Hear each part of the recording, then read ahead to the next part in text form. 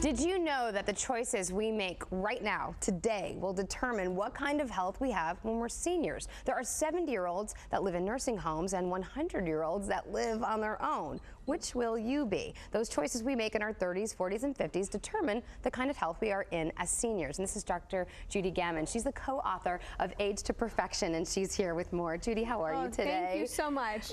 I'm a health and wellness expert, not a physician, but thank you for having me. Okay. I'm very excited to talk about this topic. And you're right. There are people that are 100 that are living on their own, that are thriving, and then we have people even in their 60s that are saying, I'm too old, or I just can't do this. And they're aging so quickly. In 1950, the average age entering a nursing home is 65.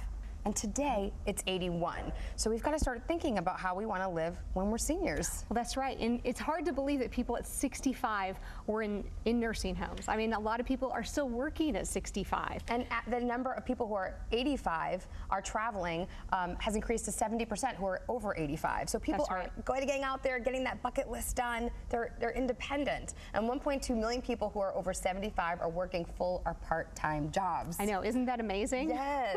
It's a big deal. Okay, so a lot of that, you say, has to do with nutrition and what we're putting into our bodies. That's right. When we're young. That's right. We don't start this when we're 70 or 80. People at 30 think they're living forever, but you know, you can live a long time, but you have to be proactive. You have to start when you're 30 and when you're 40 and even when you're 50 and just continue these good habits. And if you do, you can be 100 and be living great. Okay, let's walk over to here. Sure. I want to show a little bit of these ingredients that you brought with you today because it's food we recognize. Maybe some we don't, but we say we can make this into a smoothie. It'll be easier to digest these ingredients. Why are these superfoods here? Well, the whole thing is about getting it all in one shot, because if you're trying to eat 7 fruits and vegetables a day, it's really hard to keep that count. But if you start off the morning with a good power punch, and which is like this smoothie, then you're going to be able to do that. So we have kale, which we know is a superfood, and raspberries and blueberries and strawberries. And what we have here is nectar. And this is really important what juice you mix it with. And you'll notice here it says no high fructose corn syrup, no MSG. You want to keep it as pure as possible. Okay. So you mix it with the juice and put it all in the blender, turn it on, and we've already done that. And then you can drink it in the morning, and you're going to go ahead and get some of those nutrients that you wouldn't normally get without having several meals. You can just drink that right down. Okay, and why is kale such a superfood? I know it gets a lot of play, but why exactly is it so phenomenal? Well, all leafy green vegetables are very good for you. Okay. And kale is just one of those superfoods. It's just packed full of micronutrients, and our body needs micronutrients to be able to perform just normal body functions. Think clearly, be able to function at work and with your family. Yeah, how often do you say, I'm so cloudy, I'm forgetful, I have mommy brain? A lot of it isn't hormonal imbalance or mommy brain or stress. It's usually the nutrients that we're lacking in our body. That's exactly right. You start getting those good vitamins and stuff in your body, all of a sudden you can think better. That's right. And this is actually pretty good. I don't think you'd want to drink nectar straight. This is the way to do it, right? This is the way to do it.